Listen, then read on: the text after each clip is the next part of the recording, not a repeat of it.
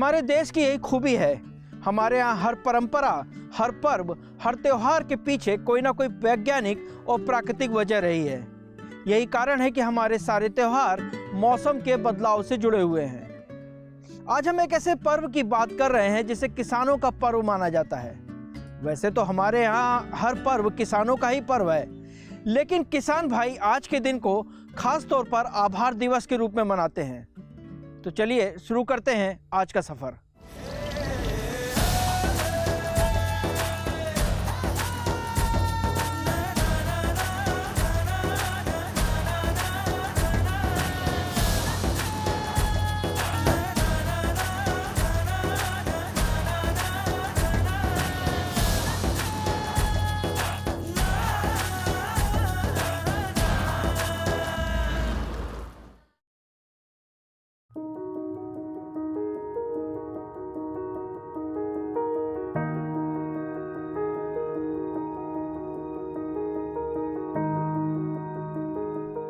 किसान आभार दिवस यानी आज बात करेंगे मकर संक्रांति की। पतंग उड़ाएंगे, आपको खिचड़ी खिलाएंगे और खिचड़ी की ढेर सारी कहानियां जानेंगे। साथ ही ये समझने की कोशिश करेंगे कि कैसे हम अपने खान पान को प्रकृति से दूर करते जा रहे हैं।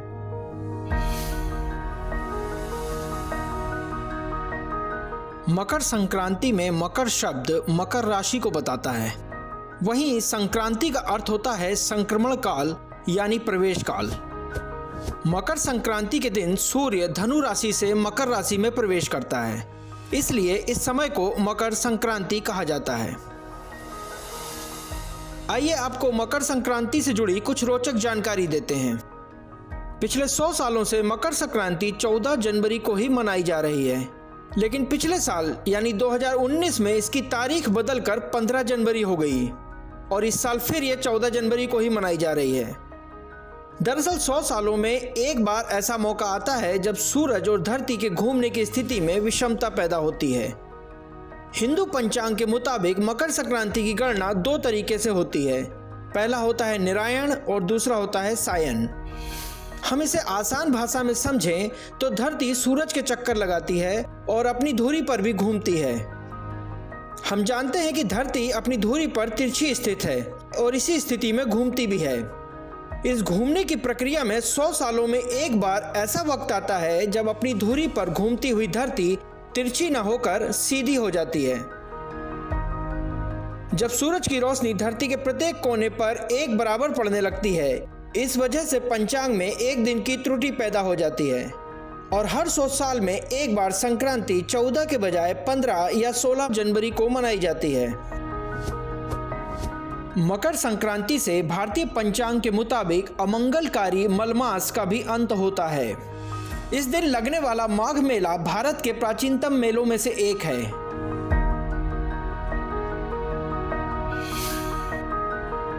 महाभारत काल से जुड़े साक्ष्यों पर गौर करें तो इसके 2000 साल पुराने होने के प्रमाण मिलते हैं, लेकिन कहीं कहीं पर इसके 7000 साल पुराना होने की भी बात कही जाती है। ये कितना गहरे बसा रहा है हमारे समाज में, इसका बहुत खूबसूरत जीवन उदाहरण मिलता है हमारे लोक साहित्य में। जो बनारस के हमारे एक कवि हुआ करते थे चंद्रशेखर मिश्र जी, उनकी रचना में बड़ा सुंदर वर्णन है इसका कि वो कृष्ण अपनी बहन के यहाँ भी लेकर के जाते थे ये खिचड़वार, खिचड़ी के लड्डू, चावल, दाल, खूब सारा अनाज लेकर के और इन मिठाइयों की वैरायटी के साथ भाई बहन के यहाँ जाता था।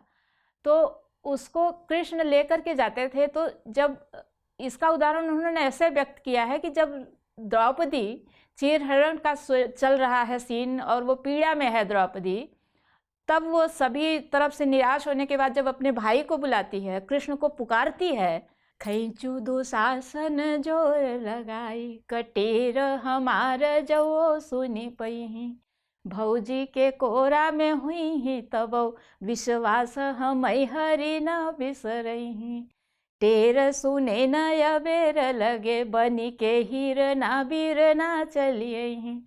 दूसरी तरफ जब देर होती है तब वो कहती है कृष्ण से, गाढ़े में जब बिसरब हम तब जातो हसे फेरी बोलब नाही, तू बहिनी बहिनी कहब हम नात कभों फेरी जोरब नाही, माघ में लई खिचड़ी औब्या। माघ में लेकर खिचड़ी आओगे, गठरी सरी ही हम खोलब नाही। हे कृष्ण, अगर तुम आज नहीं आए तो तुम माघ में जब मेरे यहाँ खिचड़वार लेकर आओगे, खिचड़ी के लड्डू लेकर के आओगे, रखे रखे सड़ जाएगी, मैं खोलूंगी नहीं। इतना बड़ा ताना देती है कृष्ण को, इतनी धौंस देती है कि अगर तुम नहीं आ जाए तो फिर उस दिन भी मत आना। तो इतना गहरे बसा है हमारे ये त्योहार, ये परंपराएं हमारे इतने गहरे बसी हैं, जो कि हमारे लिटरेचर में दिखता है। संक्रांति, वैशाखी और पोंगल जैसे त्योहार सूर्य चक्र के आधार पर तय होते हैं। इस दिन पतंग उड़ाने के पीछे भी एक वैज्ञानिक नजरिया है। इस मौसम में सूरज की रोशनी शरीर के लिए बेहतर होती है। ऐसा माना जाता है कि सर्दियों के वक्त सूरज की रोशनी के अभाव में शरीर में जो बुरे बैक्टीरिया पैदा हो जाते हैं, वे सूरज की रोशनी में खत्म हो जाते हैं। मकर संक्रांति की मिठाई को लेकर एक पुरानी कहावत है, तिल घुल गया अनि गुड़ गुड़ बोला। यानी साल की शुरुआत में तिल घुला गुड़ खाया है, अब पूरे साल मीठा मीठा बोलेंगे।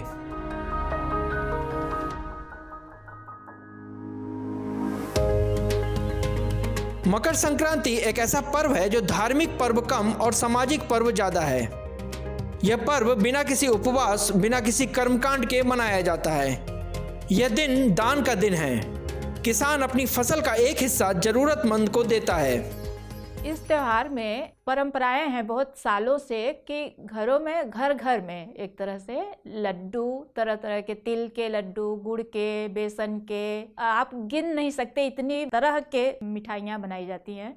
और वो फिर गांव घर में सबको तो पहुंचाया ही जाता था, बेटियों के यहाँ भेजने का रिवाज खास तौर से रहा है। एक तरह से ये केवल मिठाई ही नहीं था कि बना के मिठाई खा लिया, इन मिठाइयों की आंच में हमारे रिश्ते सींचते थे। मकर संक्रांति पर्व का किसानों से सीधा संबंध है। इस वक्त किसानों की फसल पक कर तैयार हो जाती है। यह पर्व भारत और नेपाल के अलावा एशिया के कई हिस्सों में फसल के आगमन की खुशी के रूप में मनाया जाता है। खरीफ की फसल कट चुकी होती है, खेतों में रबी की फसल लहलहा रही होती है और पूरे देश में खुशी का माहौल होता है। किसान अपनी फसल को भगवान को अर्पित करने के लिहाज से भी इस पर्व को मनाते हैं। हर राज्य में संक्रांति को अलग अलग नामों से मनाया जाता है। उत्तर प्रदेश में मकर संक्रांति को खिचड़ी पर्व के नाम से जाना जाता है, जबकि गुजरात और राजस्थान में इसे उत्तरायण पर्व के रूप में मनाते हैं। इस दौरान यहाँ पतंगबाजी का उत्सव होता है। वहीं आंध्र प्रदेश में इसे संक्रांति के नाम से जाना जाता है, जो 3 दिन तक मनाया जाता है। तमिलनाडु में मकर संक्रांति के पर्व को 4 दिनों तक मनाया जाता है। पहला दिन भोगी पोंगल, दूसरा दिन सूर्य पोंगल, तीसरा दिन मट्टू पोंगल और चौथा दिन कन्या पोंगल के रूप में मनाते हैं। पंजाब में इसे लोहड़ी कहते हैं, जो 13 जनवरी को हर साल मनाई जाती है। असम में मकर संक्रांति को माघ बिहू या भोगाली बिहू के नाम से जाना जाता है। ऐसा कहा जाता है कि मकर संक्रांति के दिन राजा भगीरथ ने गंगा नदी को स्वर्ग से धरती पर लाकर अपने पूर्वजों को मुक्ति दिलाई थी। राजा भगीरथ की तपस्या से प्रसन्न होकर गंगा धरती पर आई और भारत भूमि को सींचा।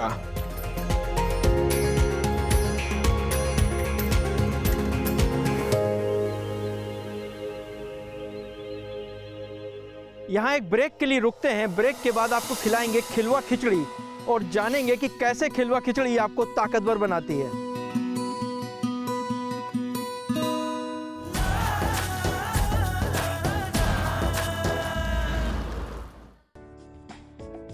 ये कामयाबी है अन्नदाता की। ये कहानी है खेत और खलिहानों की। कैसे करें अपने पशुओं की देखभाल,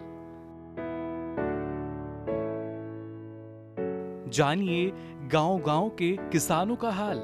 देखिए गांव किसान, सोमवार से शुक्रवार दोपहर 12 बजे सिर्फ डीडी किसान पर।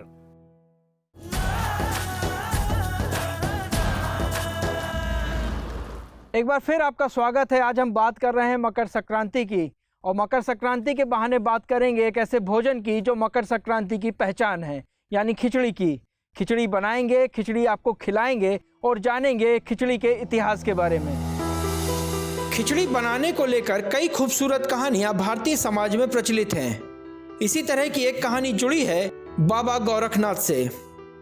अलाउद्दीन खिलजी के आक्रमण के दौरान गोरखनाथ के शिष्यों ने उसका जमकर मुकाबला किया। लगातार संघर्षरत रहने की वजह से नाथ योगियों के पास खाना पकाने का समय भी नहीं होता था। तब बाबा गोरखनाथ ने इस समस्या के समाधान में एक ऐसा भोजन तैयार कर दिया जो जल्दी बन जाता था, जिसमें दाल चावल के अलावा सब्जियां भी होती थीं। वो पोषक तो था ही, पाचन भी अच्छा रहता था। बाद में इसी पकवान को खिचड़ी नाम दिया गया। आज भी खिचड़ी गोरखपंथियों का पसंदीदा भोजन है। अब वक्त हो चला है आपको खिचड़ी के स्वाद से रूबरू कराने का। चर्चित पोषक आहार विशेषज्ञ पूर्णिमा अरुण जी हमारे साथ हैं। तो कैसे बनाएंगे खिलवा खिचड़ी, क्या इसकी खास बात है वो भी बताइए। संक्रांत की खिचड़ी है वो उड़द की दाल और चावल दो तो मेन उसमें रहेंगे ही, और उसके साथ घी पड़ेगा। बिना घी की खिचड़ी नहीं बनती। नमक हल्दी पड़ेगा। नमक हल्दी हमारे हर खाने में पड़ता है, हर भोजन में पड़ता है। और इसमें एक खास बात यह है कि इसमें अदरक का लच्छा पड़ेगा। अदरक का लच्छा, क्योंकि उड़द थोड़ा सा हमारा बादी करता है, थोड़ा कफकारी है, तो अदरक का लच्छा डाल देने से उड़द थोड़ा पित्तकारी भी है, तो उसमें हम घी डाल देते हैं तो पित्त भी शांत हो जाता है। अदरक डाल देते हैं तो कफ शांत हो जाता है।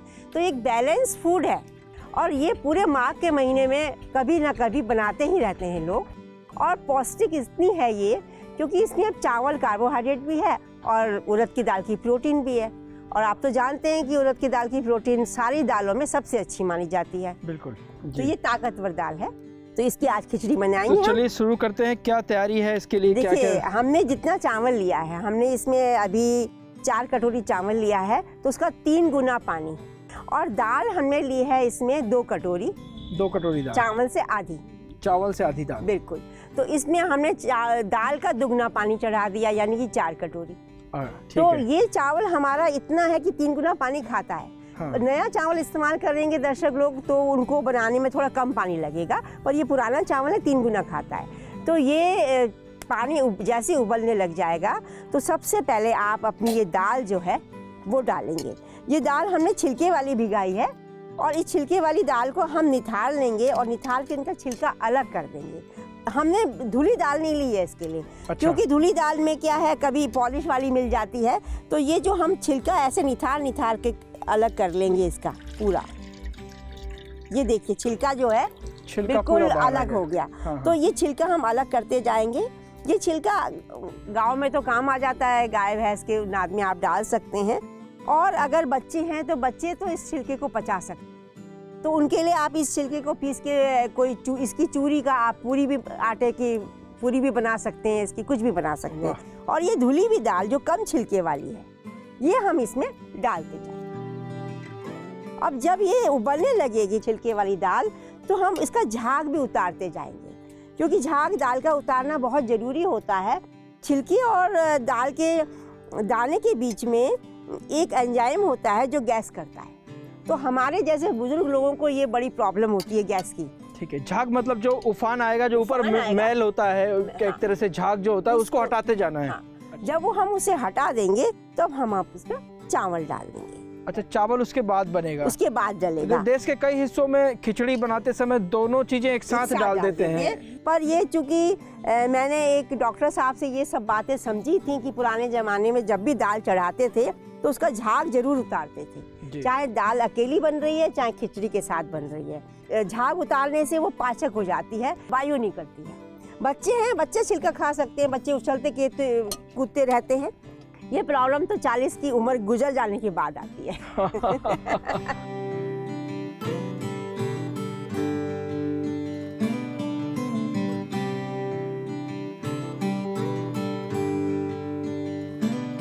अब इसमें हम चावल डालेंगे। जी हाँ, बिल्कुल चावल डालेंगे अब इसमें।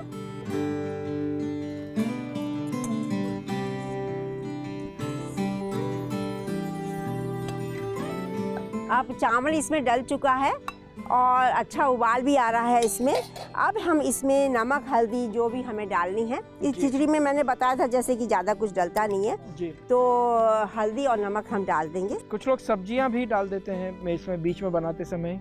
आजकल के उसमें हो गया कि सब्जी खाना जरूरी है तो हर चीज़ में सब्जी घुसा दो जी। तो वो ऐसे ट्रेडिशनल भोजन में ऐसा नहीं चलता। तो ऑथेंटिक तो यही है कि इसमें सब्जी ना डालें जी। और कभी कभार आप दूसरे समय में खा रहे हैं तो डाल लीजिए सब्जी, कोई बुराई नहीं है सब्जी डालने में जी।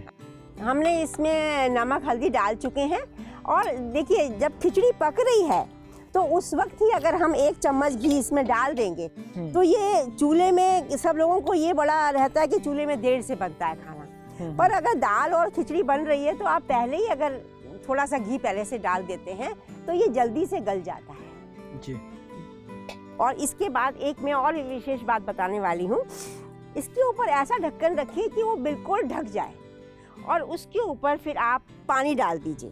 पानी डालने से ये फायदा रहता है कि अंदर उबाल आएगा लेकिन वो बाहर नहीं गिरेगा और ये बिल्कुल कुकर की तरह इसमें भाप अंदर रहेगी और बहुत जल्दी ये बन जाएगा। तो खिचड़ी सामान्य तौर पर बहुत पोषक आहार माना जाता है, तो हम लोग जब खिचड़ी देश भर में कहीं भी खाते हैं किसी भी अचार के साथ या दही के साथ, किसी भी सब्जी के साथ, इसको लेकर क्या नियम क्या है, कैसे खाना चाहिए, कब खाना चाहिए खिचड़ी को लेकर, ये भी दर्शक जानना चाहेंगे हमारे। जी जी, देखिए खिचड़ी का जो ऋतुचर्या के हिसाब से महीना है वो तो ये संक्रांत के आसपास का माघ का महीना है। जो माघ का महीना खिचड़ी का महीना ही कहलाता है। तो ये खिचड़ी खाने का सबसे, क्योंकि उड़द की दाल की खिचड़ी विशेषकर खाने का सबसे उपयुक्त महीना है, क्योंकि जाड़ा आ गया है, आपको कुछ ताकतवर चीज़ खानी है जिससे कि शरीर में फैट बनेगा, एक लेयर फैट की बनेगी तो आपका शरीर ठंड से बचा रहेगा। तो इस समय शरीर भारी खाने को पचा लेता है क्योंकि उसको आवश्यकता है भारी खाने की और आप ठंड से बचते हैं। दूसरी बात ये होती है कि मौसम में जो ठंडक होती है वो पाचन के लिए बहुत अच्छी रहती है, खाना अच्छा पचता है, पित्त अच्छा हो जाता है, खाना अच्छा पचता है। तो आप घी वाली उड़द की दाल की खिचड़ी आराम से पचा सकते हैं। यही खिचड़ी अगर आप बरसात में खाना चाहें तो वो बहुत गलत है। अच्छा, बरसात में ये खिचड़ी बिल्कुल नुकसान करेगी क्योंकि उड़द की दाल भारी है और वो वायु का मौसम है और उसमें पाचन जो है वो बहुत कमज़ोर हो जाता है बरसात के दिनों में जी। जाड़े में पाचन अच्छा रहता है, अग्नि हमारी तेज रहती है, पर बरसात में थोड़ी मध्यम पड़ जाती है। तो उस वक्त ये उड़द की दाल की खिचड़ी अच्छी नहीं है। अगर कोई बीमार हुआ है तो उसको पतली मूंग की दाल की पतली खिचड़ी खिला सकते हैं जी, पर ये उड़द की दाल की बिल्कुल नहीं। और रही दही की बात, तो दही खाने का मौसम भी ये माघ का महीना है। हेमंत और शिशिर में ही दही खाई जाती है। देखिए दही के मामले में बहुत भ्रम है कि दही जो है ठंडी तासीर का है, नहीं, दही गर्म तासीर का है और ये जाड़ों में खाया जाता है। तो गर्म तासीर का है, थोड़ा कफकारी जरूर है दही, पर दही के साथ हम कुछ उसमें काली मिर्च डाल लें या हम अदरक, चूँकि खिचड़ी के साथ खा रहे हैं तो हमें कफ नहीं करेगा, तो आप दही खिचड़ी आराम से जाड़े में खा सकते हैं। आप अपने शायद खिलवा खिचड़ी में भी अदरक के लच्छे डालते हैं। बिल्कुल, ये अदरक के लच्छे जरा सा हमारा अभी उबाल आने ही वाला है। हाँ, उबाल आ गया है इसमें शायद। हाँ, ये हम निकालते हैं। तो अब हम इसमें अदरक का लच्छा डाल देते हैं ये, और ये अदरक का लच्छा इसके साथ साथ उबलता रहेगा तो ये बहुत अच्छा रहेगा। और जो कफ की प्रॉब्लम है जो उड़द की दाल करती है वो नहीं करेगी अदरक के लच्छे की वजह से, और घी की वजह से वो पित्त नहीं करेगी। तो ये बैलेंस फूड पोषक है।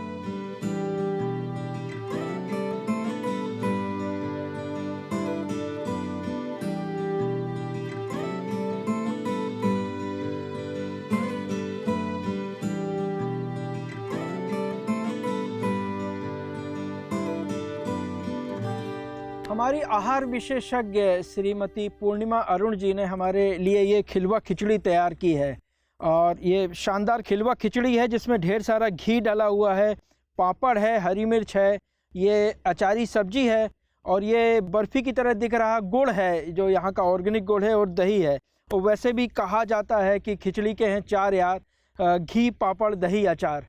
तो मैं इसका स्वाद लेता हूं, तब तक एक ब्रेक ले लेते हैं, और ब्रेक के बाद आपको बाजरे की खीच और गोजी के स्वाद से परिचय कराएंगे।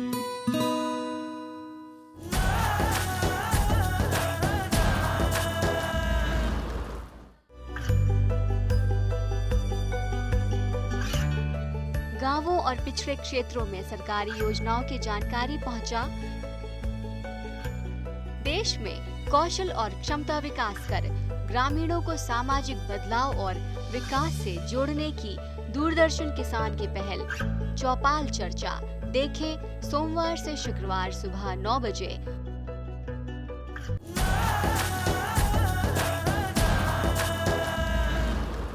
खिचड़ी के स्वाद की खोज हमें कहां से कहां ले जाती है। ऐसे ही पारंपरिक खिचड़ी का स्वाद मिला हरियाणा में। यहाँ बाजरे की खीच गोजी के साथ खाई जाती है। गोजी कुछ अलग है। गाय के थन से निकली हुई पहली धार तय करती है कि गोजी का स्वाद कैसा होगा। आइए बताते हैं। तो ये बाजरा आपने लिया हुआ है, तो आज क्या हमको आप बनाकर दिखा रही हैं? आज हम बाजरे की खिचड़ी और गोजी को हमने साफ कर लिया अच्छे से। फिर हम इसको थोड़ा सा भिगोएंगे। ओके। और फिर आधे घंटे के लिए इसको हम रख देंगे भीगने के लिए। बहुत थोड़ा सा पानी आपने उसमें बाजरे में डाल दिया है जिससे कि वो हल्का सा गीला हो जाए। हाँ जी, इसका हमको छिलका उतारना है कूट के, इसलिए इसको भिगोना ज़रूरी है। इसमें थोड़ा सा पानी डाला गया है ताकि ये थोड़ा मुलायम हो जाए और इसे फिर कूट कर इसको खिचड़ी के लिए तैयार किया जा सकेगा।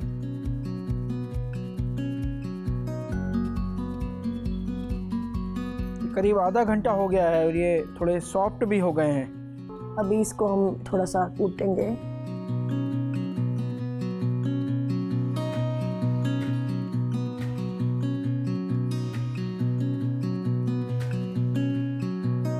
अब ये हो गया है। हाँ जी, ये देखो छिलका अलग हो गया है और बाजरा अलग। हाँ, लेकिन अभी छिलका इसमें मिला हुआ तो है ही, अलग तो हो गया। तो इसको कैसे अब हम इसको इसमें डाल के पे छोड़ेंगे।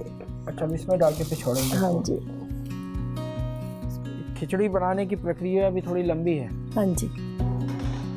अब ये हमारा छिलका अलग हो गया और दाना अलग।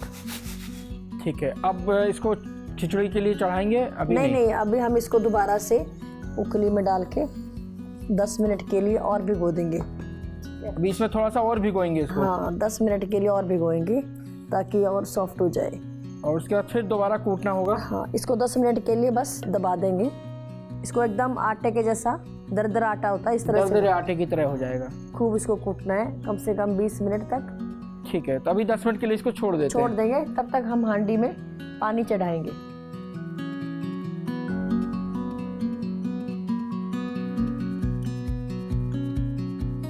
ये हमारा पानी उबल गया और हमने इसमें बाजरा डाल दिया अपना कुटा हुआ। अब ये बाजरा इसमें पानी में पकेगा? हाँ जी। बाजरा और पानी का कितना मापक रखते हैं? कितना बाजरा होना चाहिए, कितना पानी होना चाहिए? अंदाजे से ही डालते हैं। पानी डाला उसमें, जैसे पानी उबलने लगा तो हमने सारा अच्छे से उसमें बाजरा डाल दिया। थोड़ी सी चने की दाल भिगा के डाल दी। थोड़ी चने की दाल भी भिगो के डाल दी? हाँ जी, और पहले से भिगो देते 1 घंटा पहले, और उसमें नमक डाल दिया और इसको उबलने देते हैं। धीरे धीरे पकता है तो पानी का पता चल जाता है, बहुत टाइट भी ना हो बहुत ढीला भी ना हो, खिचड़ी की तरह का। इसमें थोड़ा सा चने की दाल भी डाली है, उसको 1 घंटा पहले इन्होंने भिगो के रख दिया था। ये अभी कितनी देर तक पकेगा? इसमें लग जाएगा 1 घंटा। 1 घंटे तक ये धीमी आंच में पकता हाँ, इसको बीच बीच में हम हिलाते रहेंगे और पकने वाली होगी तो थोड़ा सा इसमें घी भी डाल देंगे।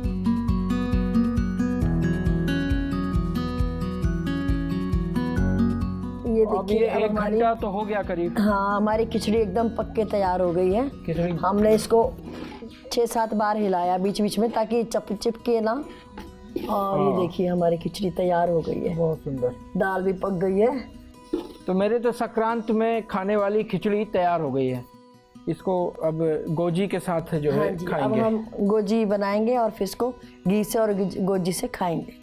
इस खिचड़ी को घी और गोजी के साथ खाया जाएगा। चलिए आपको दिखाते हैं गोजी कैसे बनती है।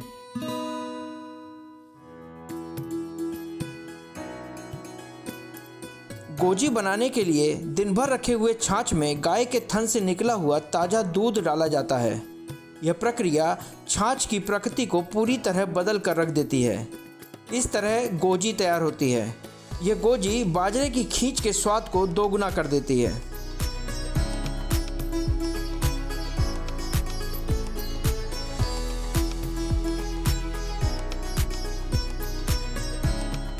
दोस्तों, संक्रांति जैसे त्यौहार हमें बताते हैं कि प्रकृति से बढ़कर कोई नहीं है। हमारा उससे जुड़ाव, उसके प्रति आभार बेहद जरूरी है। इस दिन खाई जाने वाली खिचड़ी बताती है कि जिंदगी जितनी सादी होती है उतना ही उसका सौंधापन, उसकी ताजगी बनी रहती है। आज के लिए बस इतना ही। अगले एपिसोड में फिर एक नए स्वाद और नई बातों के साथ मिलेंगे। नमस्कार।